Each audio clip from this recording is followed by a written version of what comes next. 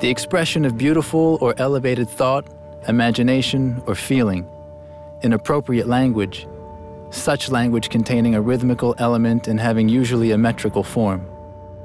Though difficult to define, most would agree that poetry is easy to recognize and experience. Like science, it's a discovery process. Some say we write in order to understand, not in order to be understood. It's a relentless compulsion to get to know yourself.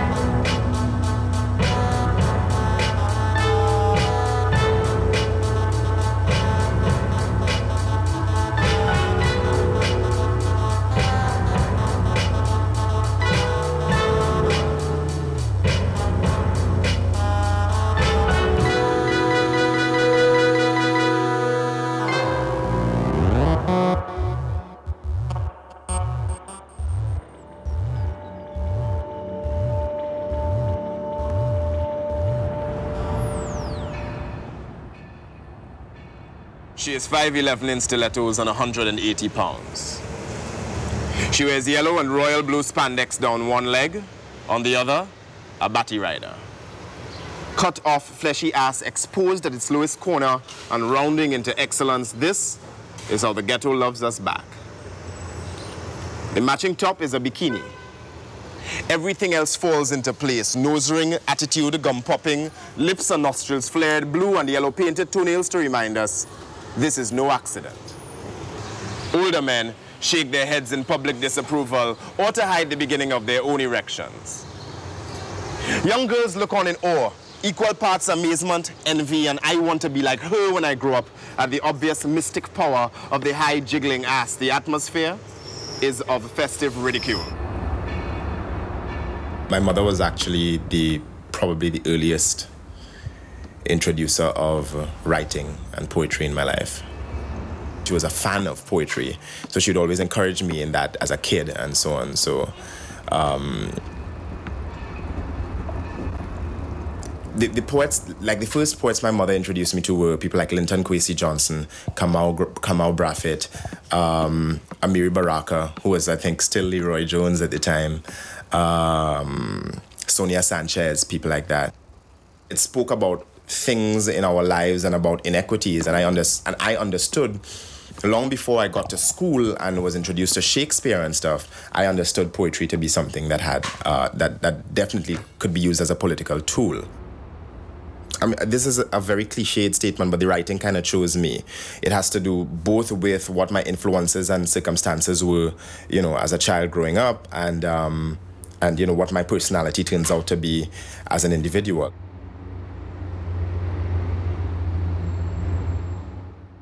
We strike at night.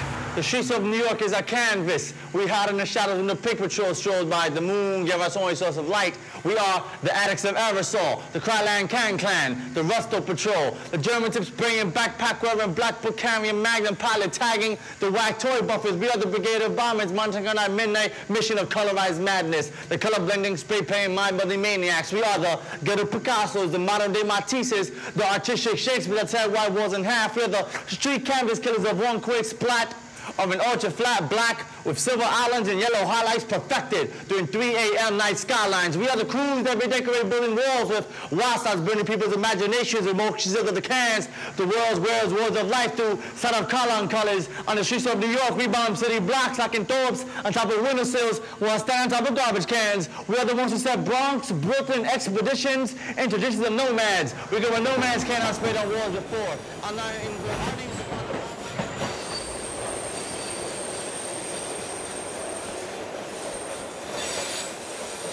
I started writing graffiti when I was 13, and that was like the first thing I really learned to express myself. At 17, I felt myself, I needed to change because I was really messing up in life. I dropped out of high school, you know, so then a friend of mine wrote a poem at this budget cut rally. He was 15 years old, he was articulate, people cheered him, and I thought it was just amazing what he did. And at that point, I was already painting like oil on canvas. I was already doing graffiti. You know, I was really, you know, expressive, but poetry just seemed like something that was calling me.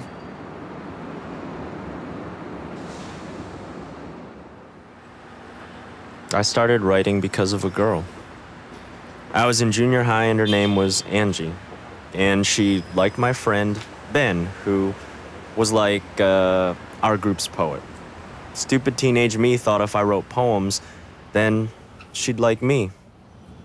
Of course, it turns out she really liked Ben because he was hot. Ugh.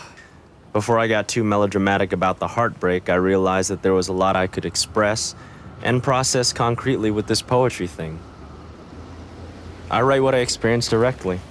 I come from the school of only write what you know, just write you. I think like that. For example, I would never write a "the USA is fucked up" poem. I would probably write more like a "why is the USA fucking with me" poem.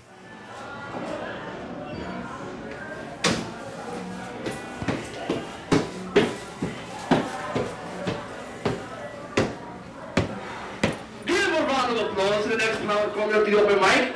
Give it up for Beau.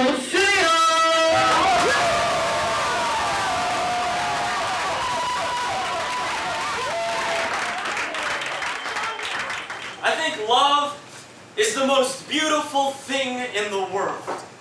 And I don't give a fuck because I have no original ideas. I'm a pathetic man whose goal is to recite poetry to get women to fall in love with him.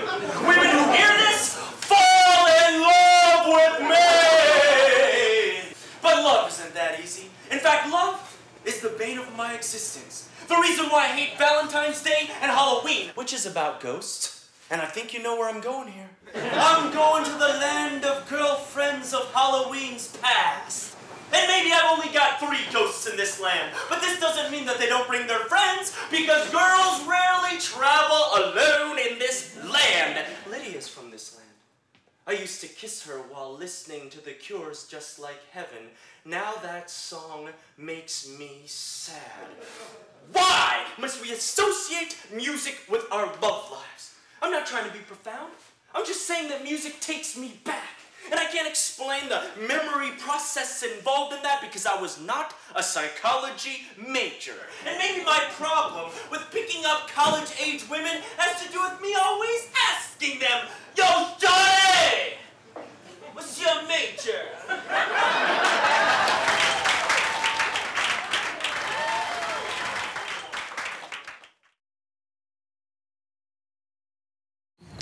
I was raised in a house where my family went to church like 4 out of 7 days a week. It was interesting, like there was a certain point in time where like I just decided I was gonna stop praying, and I really thought I was gonna die. They kind of train you to believe growing up in the church that if you lose your faith, you're just gonna go to hell. A month after I didn't die, it really changed my perspective. It really helped me like evolve beyond religion and actually start to like deal with spirituality, like divorcing government from our spirits. I write like once a year for a couple of weeks, and I'll write like, you know, like 30, 40 poems. Because believing all that you can be involves realizing everything that you can never, and believing that you are better and free to step on skulls like pebbles and treat people like fruity pebbles, just a couple of crumbs in a dish that you dismiss like compassion and proportion. If abortion applied to communities in fetal position because they had no option but to starve to death, the breathless souls ruling this country would dismiss them like kids in detention with no intention of ever lending a hand or a slice of Spam or fucking ham or concern. Instead, they would burn them like toast, and the urn full of a nation's ashes would sit on the table when roast was served, and the guests would think that it was pepper.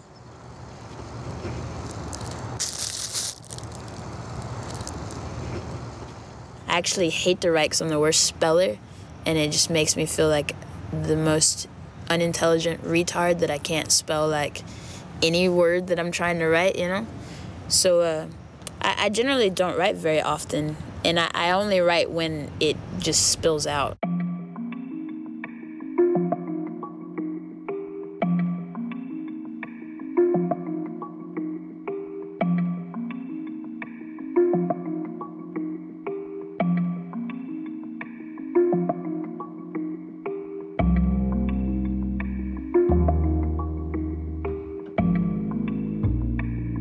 Language is something we share.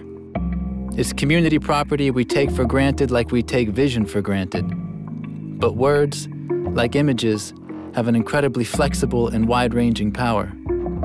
The source of this power of words is their individual relationship to perception and action, or how they are seen, heard, and expressed. It's through this relationship that words are so effective. The power of poems comes from the power of the words which form the poems, that which allows them to be seen and heard and ultimately felt. The poetry that you're hearing now is sort of the final conclusion, or at least the latest step, of a wonderful history of fucking up the English language in the United States and making it something incredibly powerful. And it comes from very concrete movements. It starts with Phyllis Wheatley, goes through the gospel movements into the Harlem Renaissance in the 30s, and then into the Black Arts movement, which is very interesting just because of how it actively combined politics with art. That all provides a strong bed from, especially from the late 60s up through the 80s, and then rap hits. Rap changes everything. And what we see now is poets who grew up with rap, you know, and the poetry that you're hearing now is the natural blooming of all those roots.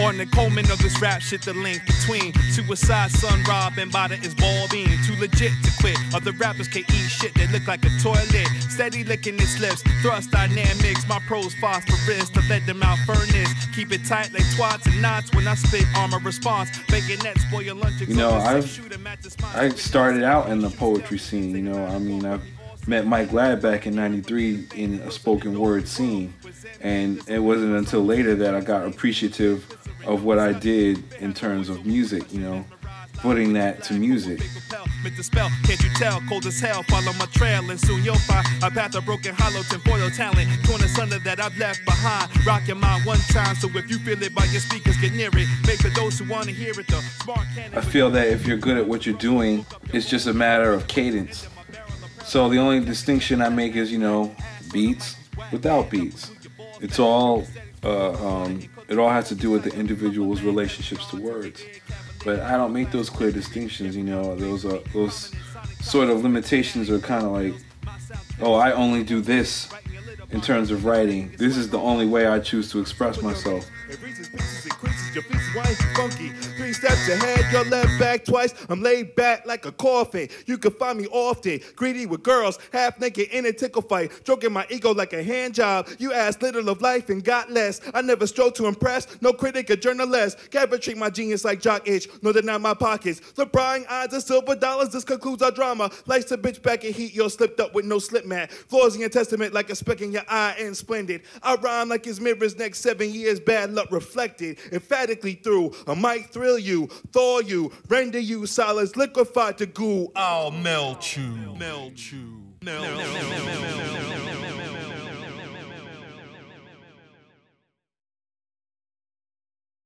The primary thing about language is it's using offense as defense. You know, you testify. You're representing yourself with language. I mean, that's what makes language vital, because it is the one thing you have that will define you and thus defend you, and it is the only thing that can preserve you. The poem, I have a piece, and it says, see the psychology. They thought they had an army of haters, but they had a crowd of kids who wanted to let off, and us they would have let off on. We sing songs, and we make halls and wrong empty. So now they shout in harmony, and ex-skinheads let off with their dreadlocks. You wouldn't recognize them as they boot you, do their thing and say, you get me? Love rules, fools, not science. You see, take your seance, there ain't no dead to call. Because we live and don't care not to care no more. Because the coloured world can't bore, it's interesting. You see, every heartbeat we invest in, feet dance, and we look beautiful. And the earth bountiful, feed we full of her appreciation, and a nation are thoughtful, one tomorrow. So now minds want to borrow from the east to cease pain and release peace. You're mental if you think this will stop. Fucking mental. Because for over 400 years we've been getting licks to head top, but we're still singing and dancing. You see, no matter what got planted in, the soul knows what should stay in, so we sieve till only gold. Bare kings and queens we from, so if it's long, the breeding somehow tells feelings like that. It's Cain, yours to kill. Because we take our fill eventually of what benefit we spiritually. We're drawn to this. So a miss with hips and good genes says what she means, and a man stands proud on earth with every heartbeat and new birth. So Bert, you do what you do. We'll do what should be done till eventually your Sally and son will sing songs with coloured ones who won't mind their children's hair curly. And won't mind their children's hair curly. Alright. You see, musical rhymes and rhymes vibrations leads to peaceful colonization. I said musical rhymes and rhymes vibrations leads to peaceful colonization. So my knuckles have stopped dripping. They're not dripping no more. Because now I'm a poet and you're digging me. Ex-banger. Right, you know, my background was like a lot of cruelty in my home, you know, and it was purely for playing too loud. Right. That's when all the beatings came. Just for being you. Just for wanting to be heard, just for, you know, opening your mouth. The whole thing was when you get cigarettes put out on you and all this type of shit, it was like to speak is a sin. Right. You know what I mean? So I spoke with violence and I found significance with that. If I had a reputation and I knocked you out and whatever, but I didn't see me. Right. I had to hide me. When I discovered the poetry is that when I was writing or reciting, I saw my insides, and it was different to the way people were explaining me or telling me the way I was. My work is about individuality because of my own struggle to be considered an individual, to be viewed as Beau, as opposed to an Asian American something or other. In America, even today, with a face like mine, I can walk into somewhere and people will talk to me as if I'm an immigrant, or as if I don't speak English that well. They'll slow down how they speak to me. So I'm hoping that my work has some kind of impact where folks, especially Asian Americans, as I feel this directly, can be individuals without having to overcome a constant barrage of assumptions and prejudices. But you don't want to understand me. You just want to hear the part about my small dick again. As the Asian man will always be plagued by this rumor until he is brave enough to whip it out on stage and say, "Oh, we are gigantic!" Honestly, this is not the direction I wanted to take this poem. I just want to be in the arms of my true love. In a wonderful, perfect world with our two children, Helga and Lamar. 'Cause love has got me fucked up and dying because I feel retardo without anyone to hold me. And maybe that's sentimental, but what's wrong with sentimental? All I am saying is someone love me.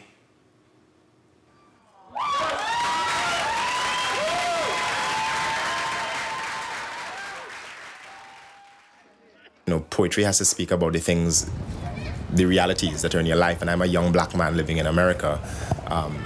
there is no way I could write about being that and it not be political. She fades into the bright white distance and into our imaginations. Past the grade schoolers jumping rope and cussing in front of the Shiloh Baptist Church of the Redeemer. Past the corner where Shaquan's 13-year-old blood muddied up the sidewalk. Past the 4 hairdressing salons, the 3 takeout Chinese food restaurants, the 2 liquor stores jeweled with bulletproof glass.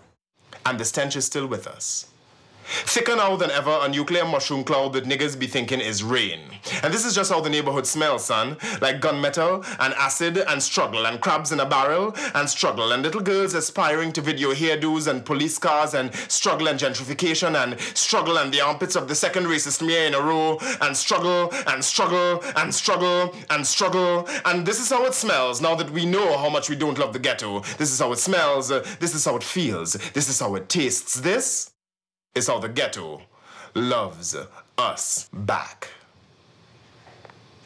The only thing in that like most people have an experience with that I can equate it to is the kind of adrenaline rush that you get when you're about to get into a fight. You know what I mean? That kind of fear but energy at the same time. Like that's the kind of that's what I feel when I'm going to when I'm writing in the middle of writing something and it's working and it's coming and I can feel where it's going. It's that same kind of energy. And as hokey as this sounds, I mean, I genuinely feel that art always has the potential to change the world.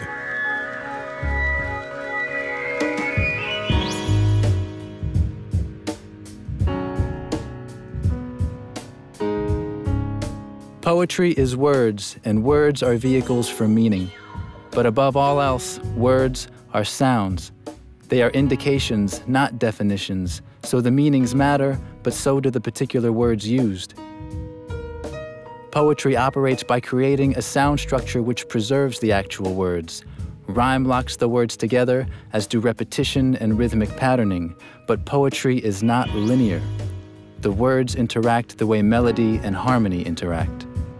You know, obviously words have one definition, but when you know, being a poet, you know, your whole point is to like bend those definitions, or at least my objective as a poet, craft-wise, is to bend the tangibility of words and to allow them to stretch so that more people can relate to them from different perspectives, according to like things that I put them in proximity to.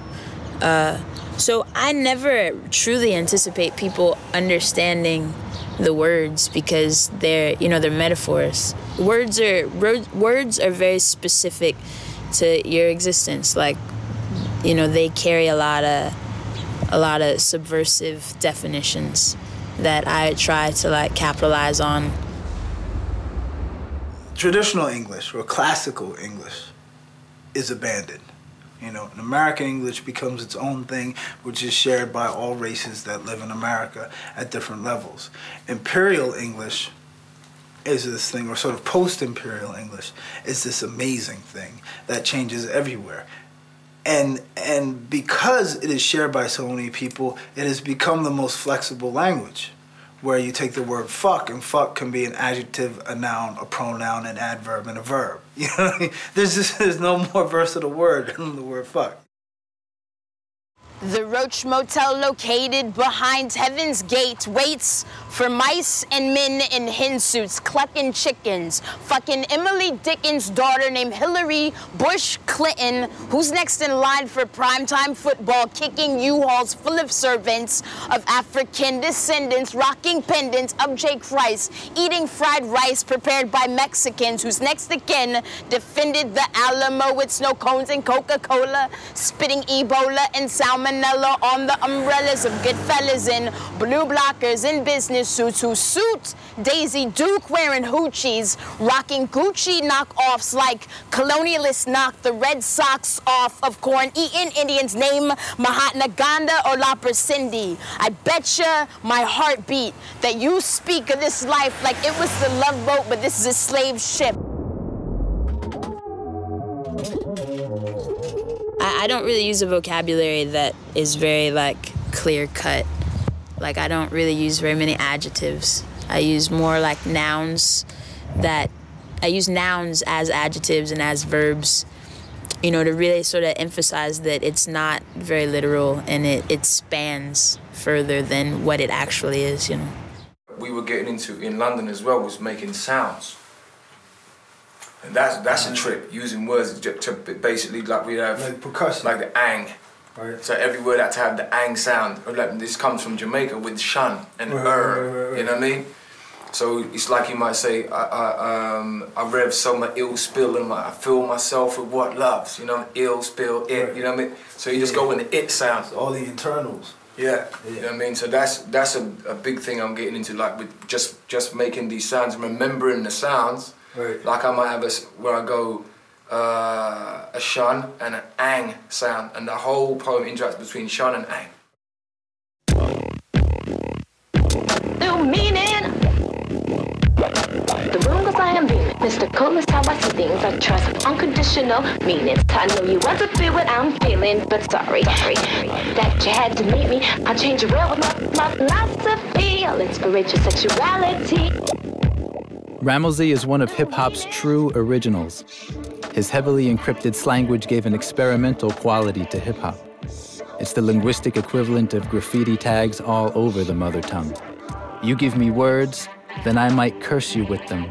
That's what happens to imperial languages. The imperial others learn it all too well.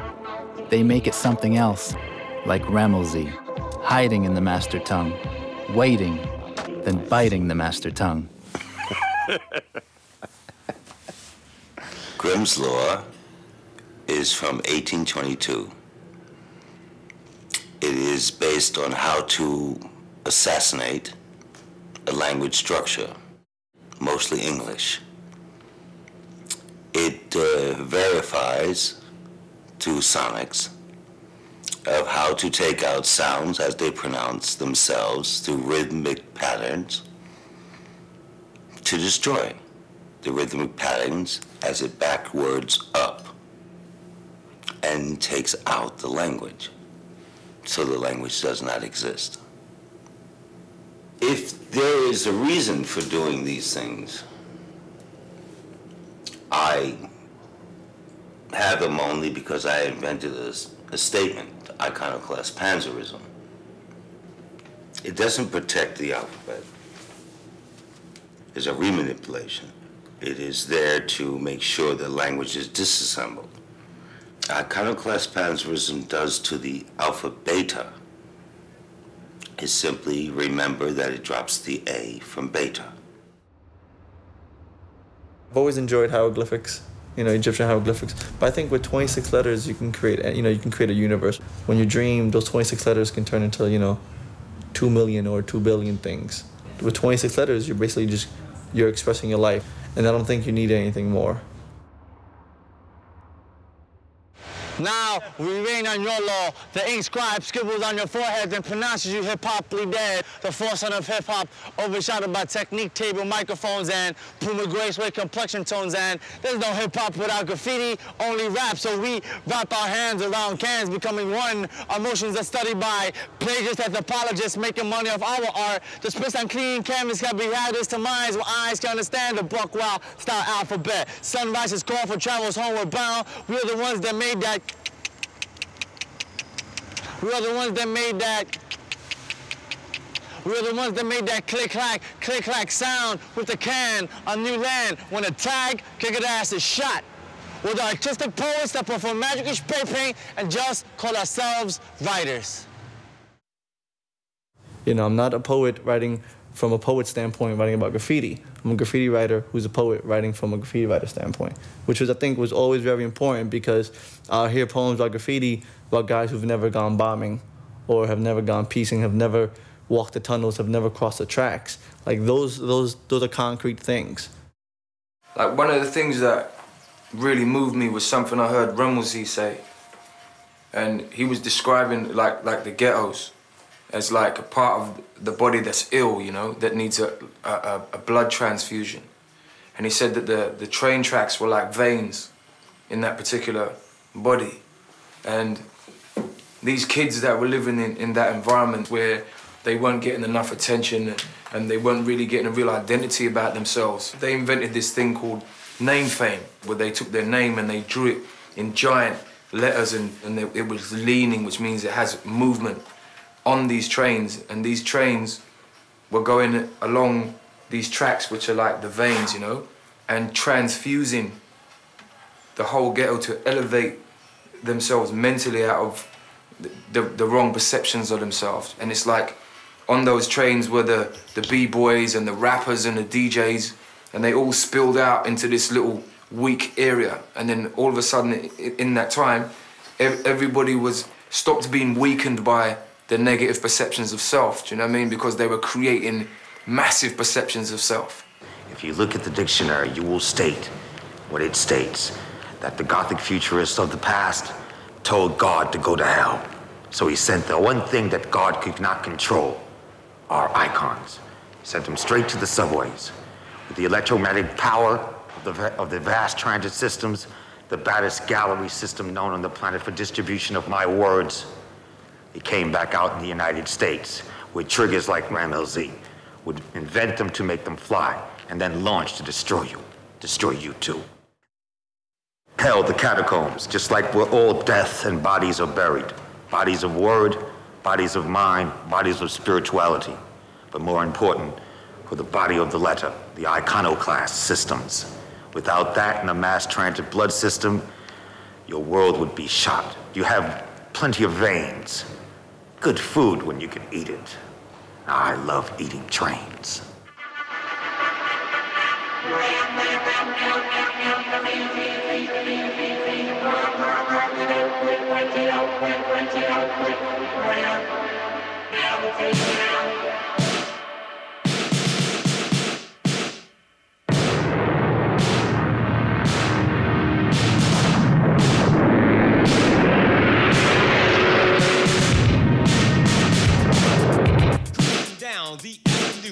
Cruising down the avenue.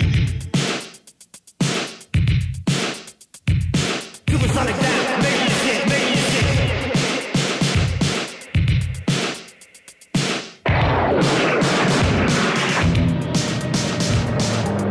Cruising down the avenue of 125th and rocking in blue. Didn't catch the bus, couldn't take my chance. But I started with $1 when I wanted to dance. Got to the coast, but I don't know how. Just the cops are down. Started to foul, it's fouling left, just looking right, and I switched my eyes, just catch good night, it's the females quick, when I wanted to rhyme, couldn't catch the button, but I started my dime, just put it in the phone, try to catch the seat, like a double 27, just making the beat, just a 405, 1208, then I hit the 9, when I started to shake, but just the feeling, just catching my collar, it was cocked this bigger than hell, when it started to holler, with the fucking bell, when I grabbed my cord, just to put it in ride, put it down in my pocket, then I catch the dime, pull it out the phone, then I said my number, it's Rammellzee. I thought my thumb, but it's thunder down. Just thumb it quick, like a finger lick. But the female's down just to catch the group. Then in 24 hours, just start the suit. Say gentleman, man, just start the free. Put it out this hand, oh, get free. Stay in the joint, just start the rest. Just can't just feel a free for a dance. It's 7 years, this thing's free. But I fight like hell, rock so free. It's empty.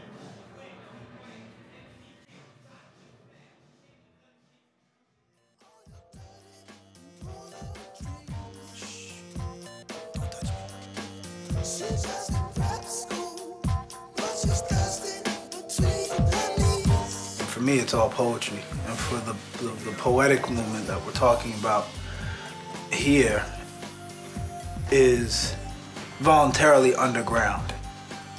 I think part of just the nature of this genre makes it very difficult to market on a high-powered level that would make it not underground, that would make it pop. She touch you like you touch me. She touch you like she touch me. She touch you like she touch me. She touch you like she touch me. You touch her like she touch me. You touch her like she touch me. You touch her like she touch me. She touch her like she touch me. Some things are more useful to a larger group of people than others, and I think poetry by nature, although it is insanely vital and incredibly useful to certain people, on a mass level, it's not. And it's that simple. My goal is to be the undisputed greatest writer of all time. And yes, I will probably fail, but that's okay. I would rather have a goal that takes my entire life that I don't succeed at, but that I come much closer to than most because I didn't give myself some easy goal I could accomplish in a week. In the middle of like my writing career, I made a conscious decision to try to reach academia. One, because there are very few Puerto Rican poets in academia, and two, all the poets before me, like the Eureka movement of the 70s, only a handful of them got picked out of it, you know? And I think out of my generation, only a handful of us will be picked. I don't really try to like look for success. I actually try to go the opposite way because then that's when like things come from within. I think people who look for fame, they might as well just like look for a job. Like I think that, you know, if you're like destined to be whatever the hell you're doing, it will like find you and follow you and it will like haunt you to your death. I like more of the practice of insecurity. I just think I'm just trying to be honest and then things are following me just in being myself. You know, it does not feel bad to be recognized or to be acclaimed by people. But every time I sit down to write, I sit down to write for whatever was the original reason I ever sat down to write. That I have something to say, and I think it's important that I say it. And I love that I can do it with words.